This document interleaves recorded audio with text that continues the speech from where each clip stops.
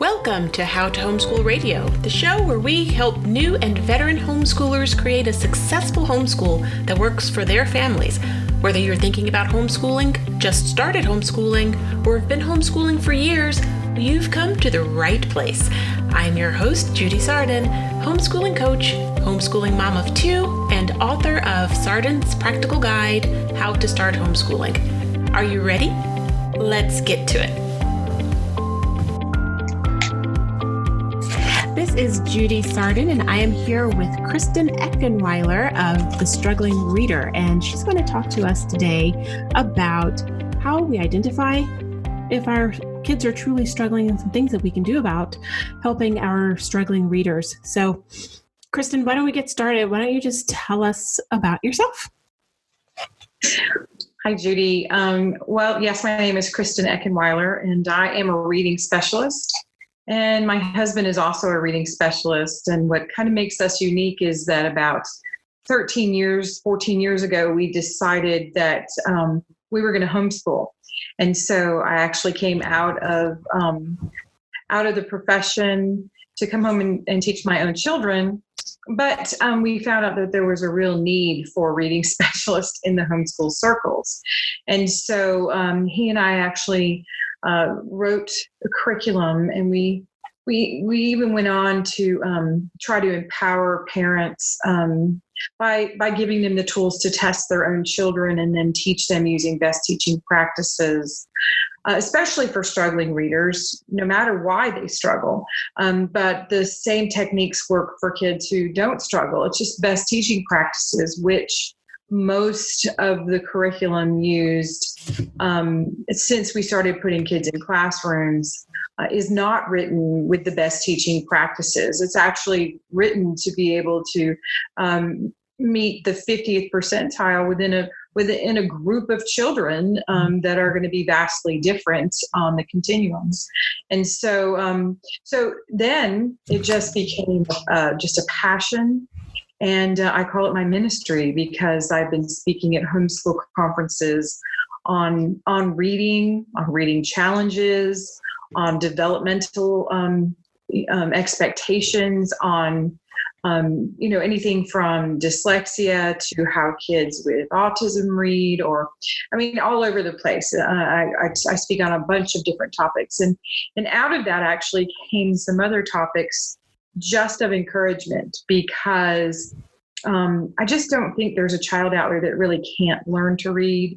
Of course, there are some severe limited children, and I get that, but I'm a believer, and I'm a believer that that we can encourage moms and give them the tools. I often loosely quote Maya Angelou that when we know better, we do better. Now, that's a very loose quote, but I know that there are lots of moms and dads out there that are just banging their heads against the wall trying to figure out why what they're doing is not working, especially when it did for their best friend's kids or when it did for their older children. So that's who I am. And I've been doing this now for this next year. I've just signed a contract to speak at several homeschool conferences. This will be my 14th year. And so that's who I am. And I've been testing and working with parents ever since. So I do homeschool. And so that makes me very different from other specialists, because a lot of my colleagues that do what I do would like to tell you that you are not qualified to teach your children or to figure out where their holes are or how to meet their needs. And that's never going to be me. I believe in homeschooling. I believe in the heart of a homeschool parent. I just believe, like Maya Angelou said, that when we know better, we do better. So I'm just trying to put those tools in the hands of parents. I like what you said about best teaching practices that can apply whether your children are struggling or whether they're not. So can you just tell us a little bit more about kind of what you see is, I guess, the methods that are being used in the schools that are aimed at the 50 percentile versus a best teaching practice? Can you kind of go into that a little bit more? Sure. There's great studies out there, from your Montessori schools, Charlotte Mason, kind of discovery learning. And so what happened was when we started putting kids of the same age in a classroom together, we started to decide, we're going to teach this at this grade and this at this grade. And we can't, in order to teach that many children, we can't teach them in every learning methodology or every learning style, if you will.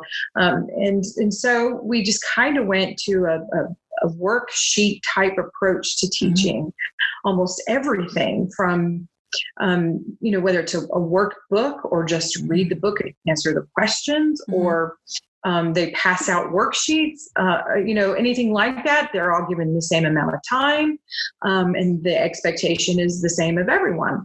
And so that's just, you have some very bright and gifted kids that get very bored and limited by that way of teaching out of the gate.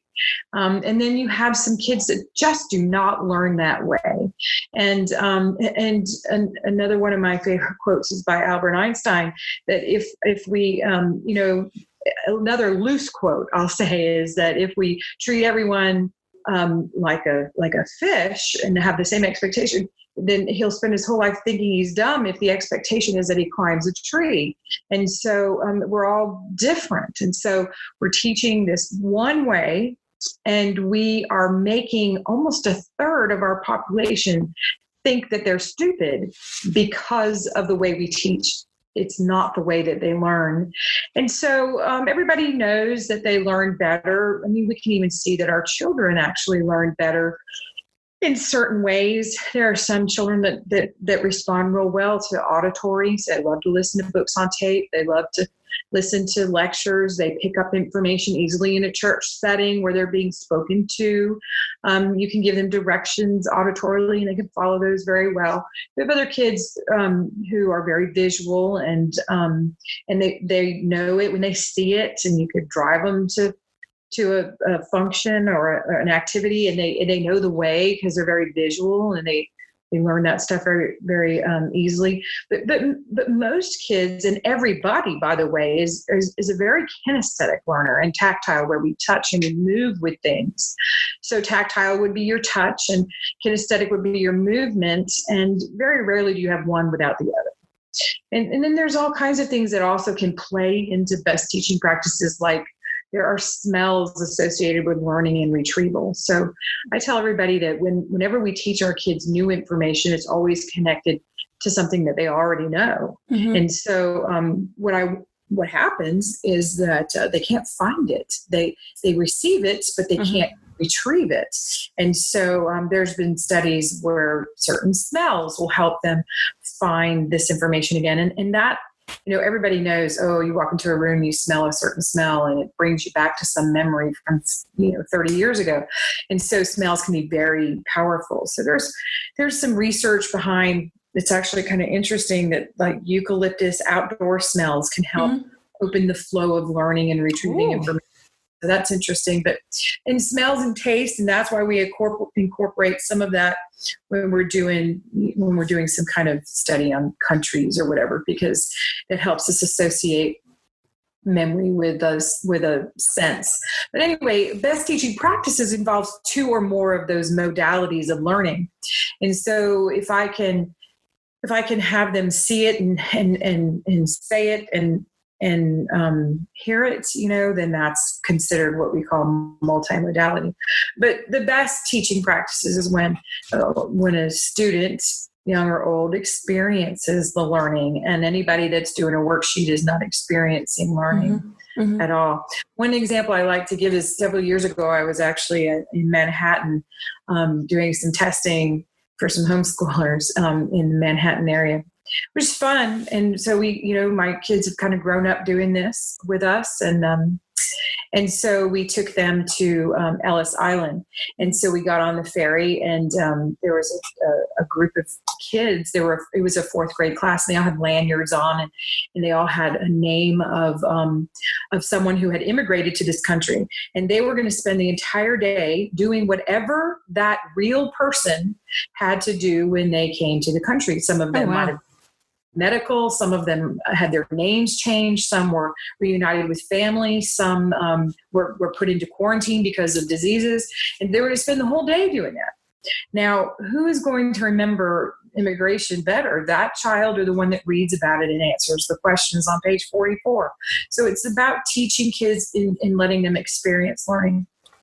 I'll tell you the biggest thing that I bump into is the fear that we can't teach that way because it takes too much time. And so I always try to just, I just try to eliminate that fear, because the truth of the matter is we spend a lifetime learning. We're never going to teach our children everything. It's just, give that up. It's not going to happen. So if you can teach them how they learn and give them an unquenchable desire to do so, why, you've done everything you really need to do as a homeschool educator, because now they're hungry for information and they know how they best learn. And it's not like everybody else. I'm going to go on a tangent because you just hit on something that I always like homeschool moms to talk about, which is you can't teach your kids everything. And so a lot of people are afraid to homeschool their kids because they think they're going to miss something. They think they're going to miss that one thing that's going to ruin the rest of their lives. And so I know that you have a son who has graduated from high school, and he's in college now in the military. He graduates in December, and he'll commission into the United States Marines in early part of 2020. Yes. And so, as a mom who has graduated, not only a high schooler, but also about to graduate a young man from college and who's about to be a Marine officer. Yeah. Can you speak to the mom who's just, and like I said, it's total sidebar, but since you brought it up, just speak to that mom who's afraid that she's going to miss something or she's going to ruin her kid's life, because she doesn't know everything. So, somebody once said to me, and I don't even remember who it was, but it was brilliant, because they basically said, if you think that it's up to you to teach your child everything, then you think way too highly of yourself. And I thought that was funny, because I was like, but it's true. I'm a woman of faith. And so I believe that whatever our children are created to do, they'll be equipped to do. And it doesn't matter. I can't get in the way of that. Now, that's just my belief. And so if your child is struggling in a certain area, let's say they're really bad at math, chances are what they're being called to do with their life isn't going to really be wrapped around a bunch of numbers. And so if they're not good at science, they may not be an engineer, but whatever they're good at, you have the ability as a homeschool parent is pulling out those things that they're personally strong at and encouraging that line of learning. And so, there's just way too much to learn. And if you're homeschooling for a week, you already know that you're learning things that you never learned when you went through school. And so, I just think, I think that fear is natural. We love our children, and we're just as any mom, not just a homeschool mom, we pick up guilt within a 50-mile radius. And so if something goes wrong, it's got to be our fault. And so I think that some fear is good. I think it drives us to be accountable and responsible. But I think once you settle into the idea that your kids are they're going to be okay, I just say, sometimes you just got to put one foot in front of the other. Sometimes you just got to say it again. But I always, my mantra, if I could ever coin a phrase, and it's out there, I've been recorded 1,000 times, that there are really only two things you have to teach your children. And I'll say it again. You got to teach them how they learn. And so you need to understand that yourself. And then you give them an unquenchable desire to do so. You just take them places and you introduce them to things and give them an inquisitive spirit, and then just plow through the material, which is just what they did with us. And we're all standing, and our kids, I dare say, are much, much better equipped than any of us that went through the public school systems and, just get churned out like numbers. And so that's kind of my that's my soapbox on teaching them everything. It's just not going to happen. So let it go. I love it. And I didn't mention this at the beginning, but I met Kristen 3 or 4 years ago at the Great Homeschool Convention. She was speaking, I was speaking, and we're actually speaking again this year. I'll be at the one in Cincinnati and California. And which ones are you going to be at, Kristen? So I'm doing, I'm not doing California, but I will be in New York and Florida. I'll be in Cincinnati. I'll be in South Carolina. Let's see. Texas. I'm forgetting. I'm not going to Texas, and I'm not going to Missouri. I'll be in Missouri. Thank you. So Okay. I'll be in Missouri. So the only two I'm not doing are California and Texas this year. Okay, awesome. So you can find both of us this year at the Great Homeschool Conventions at those particular ones. So Kristen, let's talk about what's developmentally appropriate. So, when I was growing up, kindergarten was for gaining social skills. It was for learning your alphabet. It was for, learning to count to 10. But it really was about learning to socialize. Now, your kid is considered, particularly, I live in an affluent suburb of Atlanta, and people have nannies, they have expensive daycares and preschools. And my kids went to Montessori. And so by the time they start kindergarten, they are considered behind if they're not already reading at this point. So tell me, and so, goodness knows what will happen if they're not reading chapter books by first grade. That was not my experience with my kids. And, every year I saw you, I was, in tears about, my own son who was not doing what would have been expected of him if he had been in the public school. Yeah. So I was telling you before, now he's 12, he's reading just fine. He loves to read, but I was able to allow him to take his time. Tell me your opinion as a reading expert on what's really developmentally appropriate. What should we be looking at for a kindergarten first grader? We're one of the only countries that has an expectation on cognitive abilities. We don't ask our children to walk and to talk at the same time, but yet we expect we should be reading by this time. And that is a very complicated, complex activity.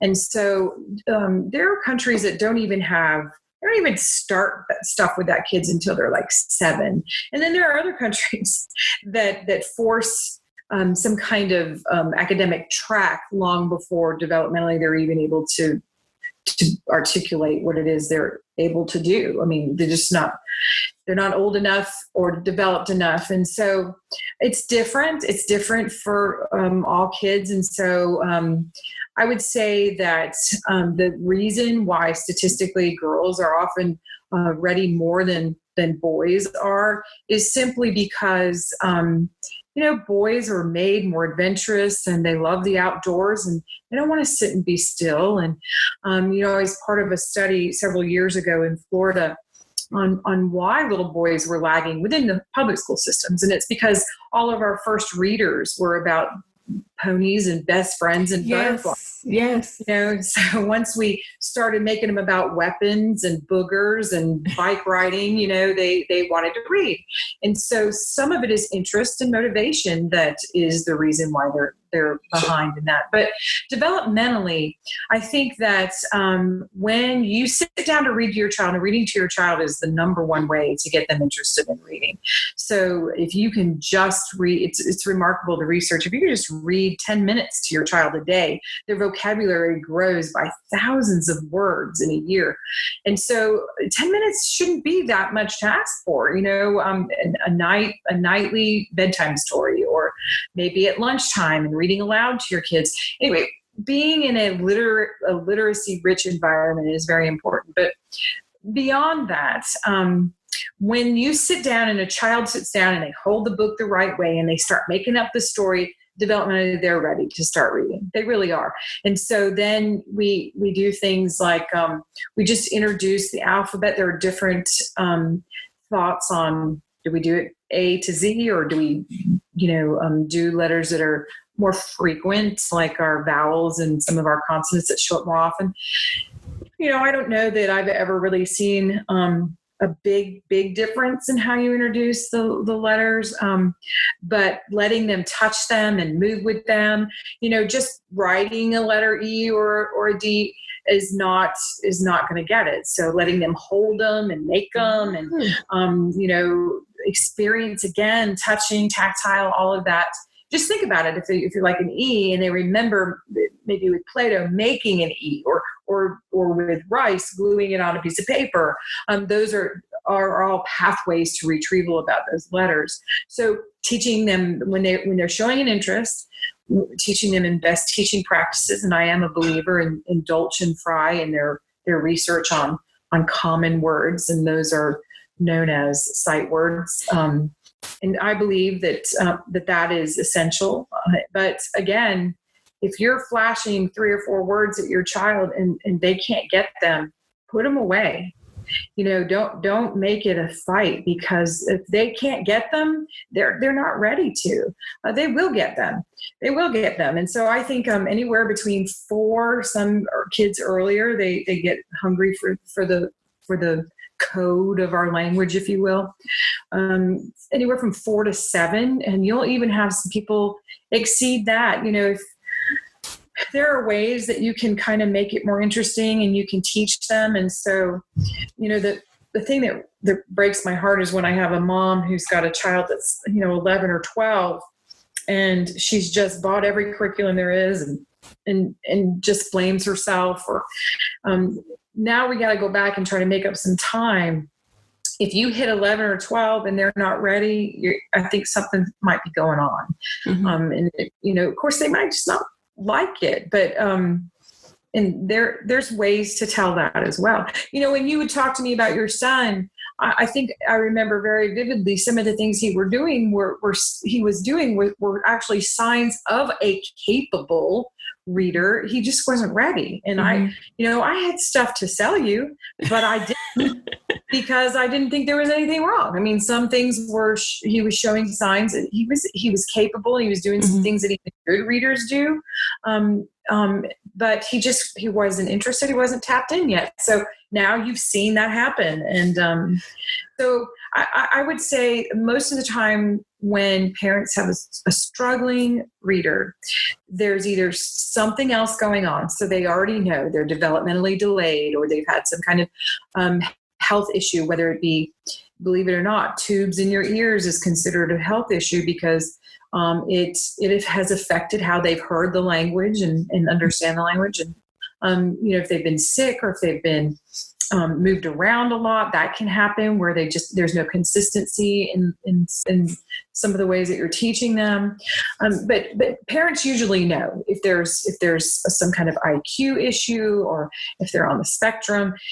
All of those do not mean that your child's not going to learn to read, but developmentally, there's no need to wait any longer. If you have a child that's actually really strong in other areas, but in this area, there's something going on, then that starts to point more to a dyslexia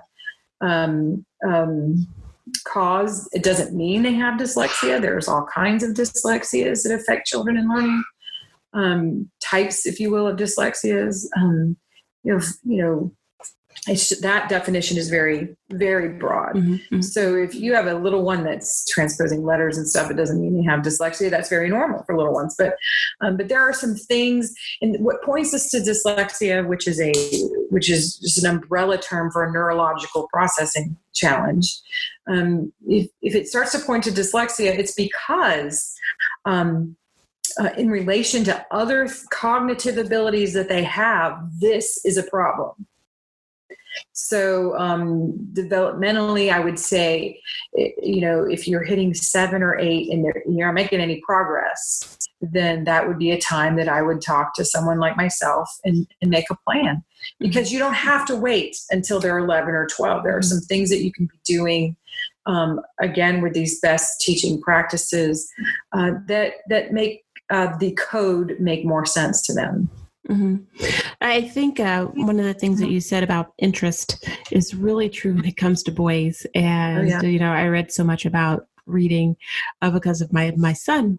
But one of the things that, and it was exactly what you said when I think about the classics and all the stuff that I read, because I was a voracious reader growing up. I was reading on a 12th grade level when I was like in 4th or 5th grade. So it was just killing me that my son didn't love reading. Like, what is that? He's so much like me.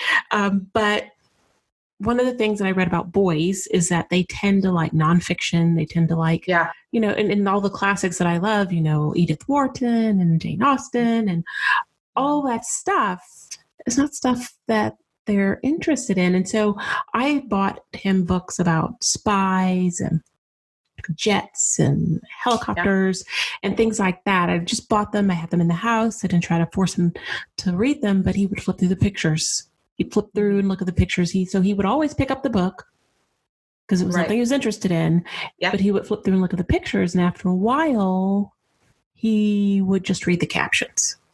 Sure. But he would pick these books up just about every day. Mm-hmm. And then after a while, he decided that maybe he wanted to know a little bit more.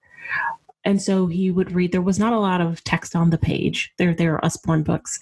But there was enough to give him information. And so that's actually how I got him going. And it wasn't, you know, before that, I read everything to him. I read his science. I read his history. I read everything out loud because he could read. It was just very slow. It was very labored. Mm-hmm. We did take care of a convergence inefficiency that he was having with his eyes. I think that's probably what set us back. And then he just didn't want to recover after that. But that's how I got him started. So I think kind of one of the things you said about interest, especially with boys, you know, you could find plenty of Pinkalicious and all that stuff. It's just really hard to find books that he was interested in, the early readers. Yeah, there are more out there. There are definitely more out there. The I Can Read books are disappointing to me because I think the vocabulary is much higher than I agree with that. Yeah, that they advertise. And so that can throw you off as parents. They have a lot of knowledge, but I don't think it's accurate. And so I don't always recommend them. But there are more. And the way you did it was just perfect because what you want to do is give them a desire to want it. And that's what you did. He wanted to know more. And so it was up to him to learn that code. And so that is one of the most enticing, best ways to teach them. Because then they want it. You're not beating your head against the wall. You know? Yes, because I really was at one point. Right. So let's talk about required reading, kind of segue into required reading versus stuff that they want. So let's go back to the boy. He's in middle school now, and the books that he likes to read, like he's reading the Percy Jackson, you know, the Rick Riordan stuff. So he's in the second series now. And I feel like that's an appropriate reading level. But I also know that if he were in school, he'd have the required reading. And so I've tried some of those kinds of books, kind of the ones that you would be required to read if you were in middle school. Yeah. He hates them. And so I feel like, you know, okay, I'm going to let you read the 5 books in this Wings of Fire series, or maybe I'll have you read 3, and then I'll just stick one of those required kind of books in there. Because I feel like, even though I feel like these books are on reading level, that he should be getting into some of the, I don't know, more complicated. I don't know, because I don't know. What is your opinion on that? Well, you know, I actually have kind of 2 opinions about that, because I think that if you have someone who doesn't gravitate to reading and doesn't like to read, and then we're going to talk, it doesn't sound like that's him. He likes to read. But if you have someone who doesn't gravitate towards it, they're not drawn to reading. There are people that really, they just cannot concentrate long enough for a story to evolve because it's just not how they're put together. And so that audience, I'm pretty passionate about letting them read what interests them, because then they can zero and then they can focus. But now here locally, and I'm right outside of Raleigh, North Carolina, I've been teaching a literature class for 13 years. And I include genres of all types. I mean, from, it doesn't matter. My personal favorite is historical fiction, but I make them, like right now they're reading Anne of Green Gables. Everyone is. even the boys. Ooh. And so I loved Anne of Green Gables, but I can't imagine getting him on that one. So even I have middle schoolers in my class. So I don't have it. It's not like I have a different expectation of my high schoolers than I do my middle schoolers, but they're all in there together. And so my middle schoolers are reading Anne of Green Gables, but they read other things too, because even the girls in there, we've done a lot of nonfiction, and again, I can't help it because historical fiction is my favorite. So they read a lot of those. But I have just seen it happen over and over and over again, that if you don't introduce them to these different genres, they miss out, because they have an expectation of what it is going to be. And often they're surprised. I have boys in my class right now that are shocked at how much they're enjoying Anne of Green Gables, because she's a fascinating character. And if you just don't, they know they don't have a choice. Their mom puts them in my class, then they're going to have to read these books. And we do a lot of what I call comprehension enhancement activities. And so we do those in class every week. And so they come in and we talk about round and flat characters, and we do readers theater, and we do a lot of dissecting of characters in their role in the story, and it's in that kind of stuff is what I talk about best teaching. So they're not just reading a book, they're talking about it to each other, and everybody has kind of a built-in competition. And so I play on that in my classes, because if your son was in my class, he would not show up not having read and understood, right, because he wasn't going to let everybody else do that. And so that is one of the reasons why my class is so successful, because on your own, and that's a thing that we deal with in homeschooling, you don't have someone to talk about and to, have an opinion about. I have some kids that just, they don't like anything that I give them. And then, and that's okay. But I think, because especially as a child, I was never required to read. So there are several genres. And so I didn't even really know what some of them were until I got into high school and then into this profession. And then I just believe in literature, and I believe that it's educating and it's magical. And I just, I want to turn them on to things that they wouldn't gravitate towards, just so they have the experience. And so that's what I tell them. I tell them, you may not like this book, and that's okay. The next one you might like, but I want you to be able to experience the vastness of what a book can give you. And so that's kind of how I play on it. And I don't give him a choice. And so I think you've done well in letting him read what he wants to, but also maybe for every book he reads for you, he can read one, he can pick the next one. Yeah. Something like that. Yeah. So do you happen to offer that online, your class? I don't, but I have been asked to do that. And I think it would be fantastic. Mm-hmm. I don't, as I've said before, I'm also a homeschool mom. And so I've had to make some real conscious choices about, what I'm able to do and still stay true to what I feel like I should be doing for my son. And so, I'm close, because my youngest is a freshman in high school. And so, sometimes I think, wow, when I'm done homeschooling, then what am I going to do next? And I keep thinking, well, now I can do all the things that I haven't done in this field, because I'm very passionate about it. I love what I do. And so maybe then, but I'm not doing it right now. But I love the idea of it. Yeah. Okay, so let's see. All right, so let's talk about, there's a little cartoon going around on Facebook. Several people have posted it, where you've got the kid who's in the library, and this would have been my son, who wasn't testing at a certain level, so the teacher didn't want to let him check the book out that he wanted to check out, the whole AR reading system thing.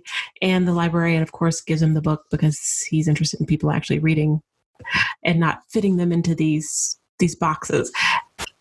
I'm sure you're familiar with the AR reading system. Yeah. So I know for a fact that because of the way my son tested when he was reading, he would never have been allowed to read, the Wings of Fire stuff and a lot of the stuff that he actually did read. He never would have been allowed because of the way he tested when he was in school. So if you've got somebody who's pulled their kids out of school and they have been told, your kid is at this level and should, read these books.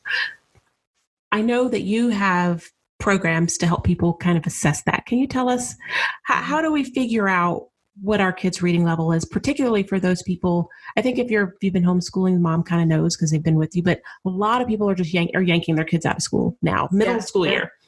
What do you say to, how can you help those parents figure out where we are with the reading situation?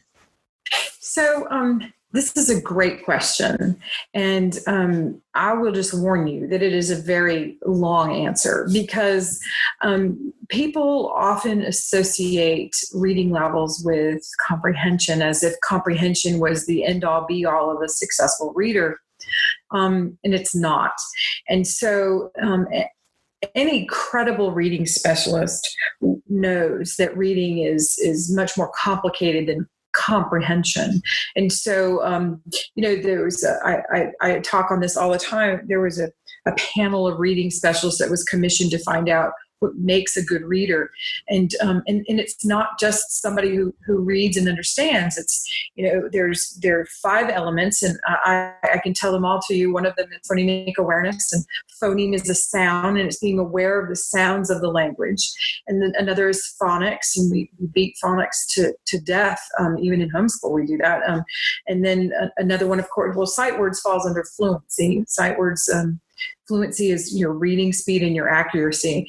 That's a big deal because a lot of kids will insert things, skip over things, guess at things, omit things, and it changes the meaning. So, parents are surprised when I tell them, if they answer the question wrong, because they read it wrong, then it's not a comprehension issue. It's an accuracy issue, and that falls under fluency. That's something we look at in fluency. And then vocabulary is another one. And so we look at all 5 of those. Now, phonemic awareness is it's the number one predictor of reading success, and yet half people don't even know what that is. And if your kids aren't processing the sounds of the language, then when I start teaching them phonics, well, now they really, not only do they get lost, but they start to just give up because it's a code that they can't decipher. So an example I use is eh. Oh yeah. That may sound exactly the same to some people listening, but if it's the same sound to you, because people who don't have this auditory processing ability, they might hear Then I start showing them phonics, which is the sounds and the letter combinations that make those sounds. And I hold up pan, pen, and pen. And to them, it's the same exact word because it's the same middle sound that they're processing, but it's 3 different codes, 3 different symbols. And so then I get bad spellers, and then I get kids who don't want to read. And so, but it could be any number of those 5 things that's affecting their reading level. And so when people bring kids to a reading specialist like myself, we test in those 5 areas. We look so that we can say, well, they have an auditory processing challenge, or they have huge holes in their phonics understanding, or they're omitting too many things or guessing too many things. And you have a lot of avid good readers that just guess, and they just within context fill in the blanks as they move along. And so they could be great comprehenders, but not good readers. And so we look within those 5 to find out what is affecting, especially if it's a reading level that is below where they're kind of expected to be. And so it's just not an easy answer. So even within the struggling reader, as a reading specialist, my husband and I painstakingly took the testing that we did as reading specialists and turned it into assessments that parents can give their own children to figure out within those 5 what they know and what they don't know. And so while I agree that any book the child wants to pick up, they should be allowed to pick up, I do think that putting in their hands a book that is too far above their grade level is often what makes them hate reading, because it's a code they don't get.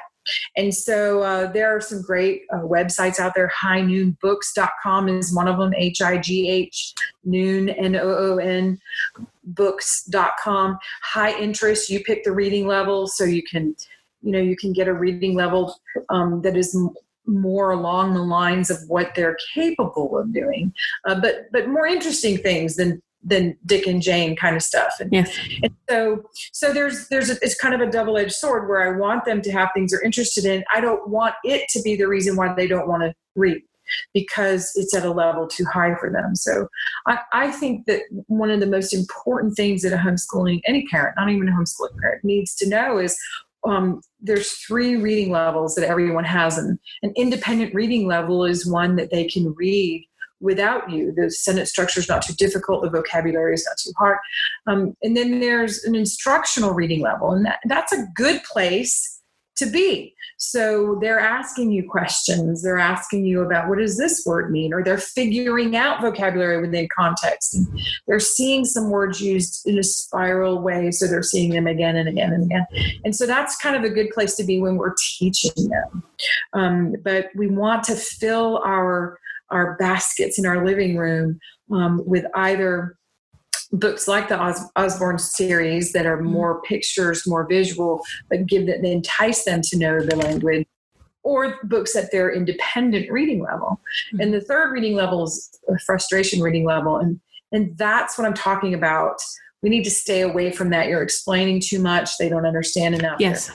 So knowing those 3 levels is key. And so that's kind of my answer. So how do I figure it out? Well, when we do these end of grade assessments, whether it's something done in the school system like a CAT or an Iowa or something like that, or an individual achievement test like the Woodcock-Johnson or the Peabody individual achievement test, something like that, they're just grading pretty much on a scale on a nationwide scale. And so I don't know that we do those assessments locally. They just don't pinpoint where their exact weakness is. Mm-hmm, now, the Woodcock-Johnson does have many sub-tests to it that you can test their phonemic awareness and their fluency and stuff like that. If you ask for it, it's not usually given in just a standard battery. But and so I think it's important to know those things. And so that's why we wrote what we wrote. So there's a whole testing element to the struggling reader. And so you assess your own children and find out what they know and don't know. So what you're actually teaching them each year isn't what is some kind of standard. It's like DNA teaching. I teach them what they don't know.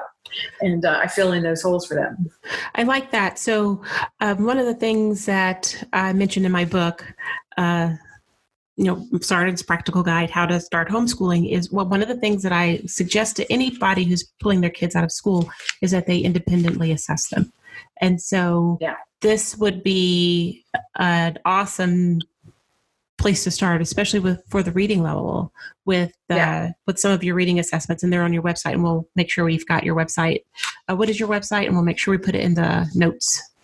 It's thestrugglingreader.com. And there are several elements to what we have, but what you're looking for in that is the testing bundle.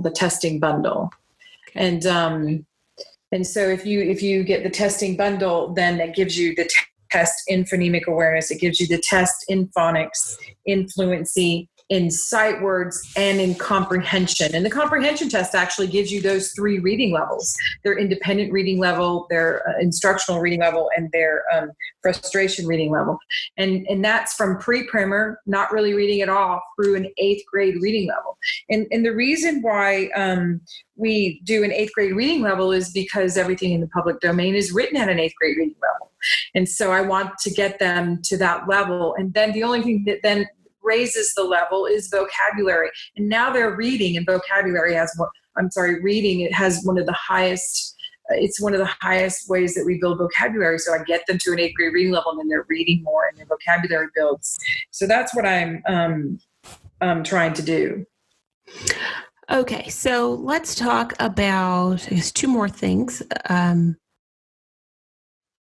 How do you identify a child who is struggling? How do you know, at what point do you know that, okay, this kid needs help? And it probably kind of dovetails onto what you were just talking about, but how do I know the difference between I have a kid who just doesn't want to read, doesn't like to read, versus a kid who I need to get him some help?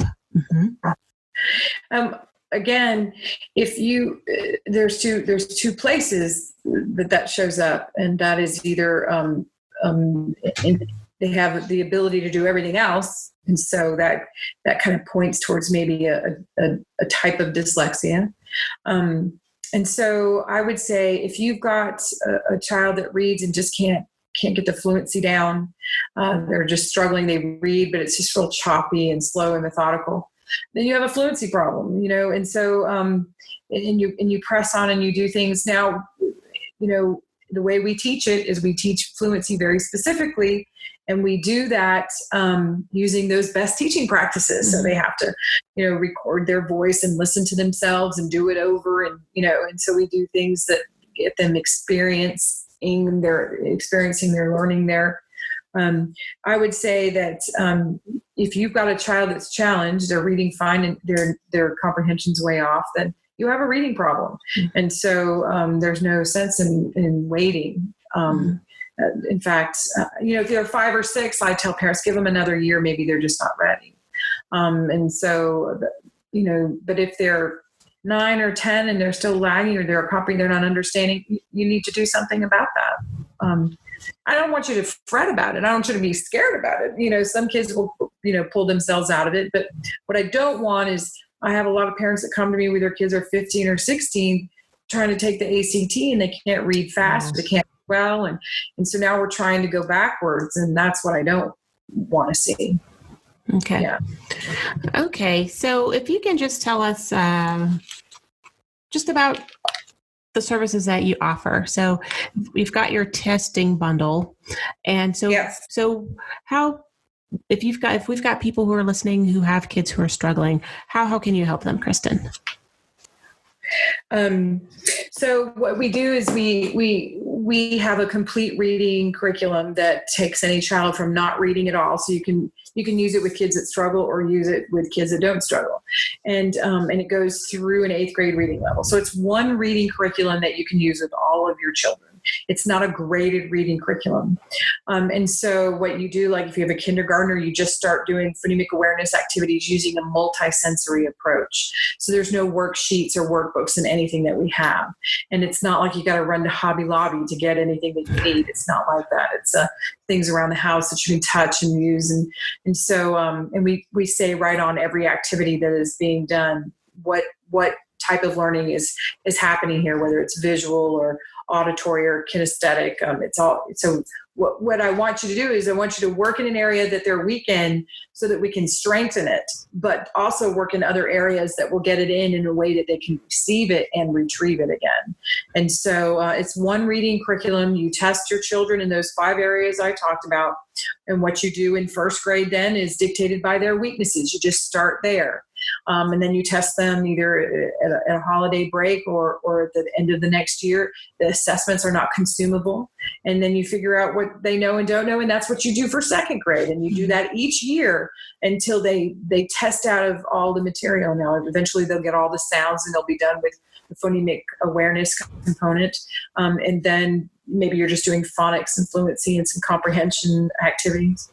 If you go through the whole comprehension activity book, you've covered all the ways that people learn. And so there are different activities that you can apply, whether you're doing science or history or nonfiction or fiction. But I'm teaching them how they learn when I do those comprehension activities. And so the curriculum itself is geared to get any child to an 8th grade reading level. And when they get there, I don't know. If you start from the very beginning using these best teaching practices, they could be reading at an 8th grade reading level coming out of 3rd or 4th grade. If you've got a child that is really laboring and struggling, it might take longer till you get there. But we're teaching phonemic awareness intentionally teaching the sounds of the language, intentionally targeting phonics skills. And I don't know of anything else credible that you could put in the hands of parents to let them test their children in phonics. I mean, most of the time they're just buying another phonics curriculum, hoping to hit what they don't know. And this actually pinpoints what they know and don't know and where in the word the struggle is, not just what they know and don't know. Okay. So that's what we have. That's what we wrote and what we market, and we call it ministry. We're trying to empower parents. It's just it's a real empowerment piece to be able to test your own children year after year and know where they're at and know how to meet their needs. So one of the things you did say was that this is not consumable. So if I've got 5 kids, you can use it with all 5 kids. Yes. Yep. And then go ahead. Again and again and again. Yes. And the last question is, how much time does mom have to spend with this? It's very user-friendly. So each activity takes about 10 minutes. It's all written there for you. You know exactly what you need. It's not a lot of time prep or anything. And so if you want to do reading for an hour, maybe you do phonics for 10 minutes and then we do something else. Or if I want to do it all at one time, I might do 6 different activities in the 5 different areas, maybe 2 in phonemic awareness, 1 in phonics, 1 in sight words, 1 in fluency, 1 in comprehension. Because there's so many reasons why kids struggle, we set it up in different ways. So whatever will work best for your child, but each activity takes about 10 minutes to teach. Okay. Yeah. Awesome. Kristen, thank you so much. Do you have any last things that I didn't cover that you'd like to say?